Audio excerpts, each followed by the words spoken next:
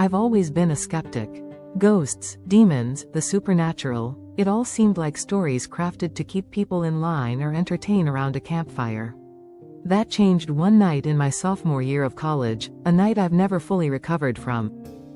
It started innocently enough. My roommate Jake had gone home for the weekend, leaving me alone in our shared apartment.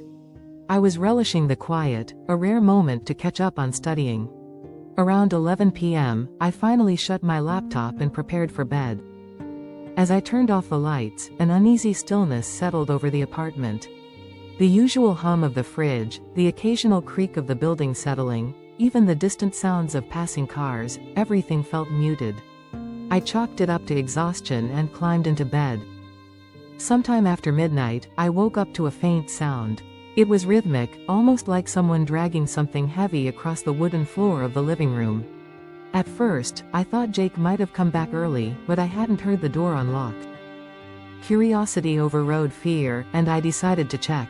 I crept down the hallway, heart pounding with every step. The living room was bathed in the faint orange glow of the streetlight outside, and at first glance, nothing seemed out of place. That's when I noticed the shadow. It was in the corner, near the bookshelf. At first, I thought it was just the way the light hit the furniture, but then it moved, subtly, unnaturally. My breath caught in my throat as I realized it wasn't attached to anything. It was just there. I tried to convince myself it was a trick of the light, that my mind was playing games with me. But as I turned to head back to my room, the shadow stretched.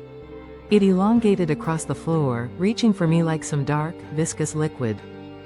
Panic surged, and I bolted to my room, slamming the door behind me. My rational mind raced to explain what I'd seen: stress, sleep deprivation, something. But deep down, I knew it was none of those things. I locked the door and climbed into bed, pulling the covers up like a child hiding from monsters.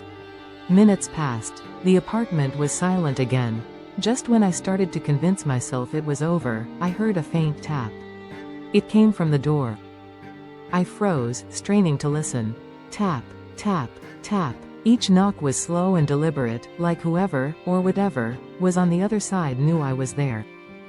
"Jake?" I called out, my voice barely above a whisper. Silence. Then came the sound of the doorknob turning. My body seized with fear as the knob rattled, slowly at first, then violently, as if someone was trying to force their way in. My heart hammered in my chest as I stared at the door, half expecting it to burst open at any moment. And then it stopped. For a moment, the silence was deafening. Then, a low, guttural voice seeped through the door, deep and resonant, almost vibrating the air. "I see you." I couldn't breathe. I couldn't think. My entire body was paralyzed as the voice repeated, slower this time, almost savoring the words, "I see you." Tears welled in my eyes as I pressed myself against the headboard, willing whatever it was to go away. Suddenly, the light in my room flickered, and a foul smell filled the air: sulfur, rotten eggs, and decay. I grabbed my phone, desperate to call for help, but the screen wouldn't turn on. It was like the battery had been drained. My bedside lamp followed suit, the bulb dimming until the room was plunged into darkness. And then I saw it. In the corner of my room, where the light had barely reached before it went out, the shadow reappeared. But this time, it wasn't formless.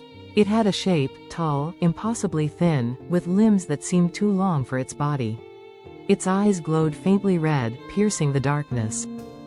It didn't move, but I felt its presence suffocating me. I tried to scream, but no sound came out. My chest was heavy, as if something was pressing down on me. The creature tilted its head, its gaze unrelenting. Then, in that same guttural voice, it spoke again, "You can't hide." Something inside me snapped. Fueled by pure adrenaline, I lunged for the door, yanking it open and sprinting down the hall. I didn't stop to look back, not even as I heard the heavy thuds of footsteps chasing me. I burst out of the apartment into the cool night air and kept running until I reached the nearest gas station.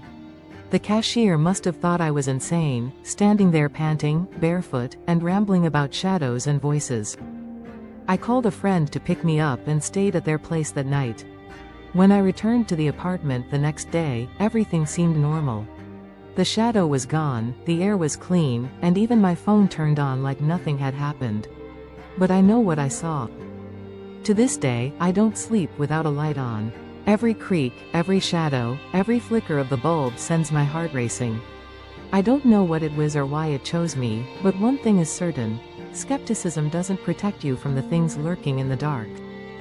Thanks for watching. If you enjoyed the video, make sure to hit the like button, it really helps us out. And don't forget to subscribe for more content like this. Tap the bell to stay notified whenever we post a new video. Thanks again, and see you in the next one.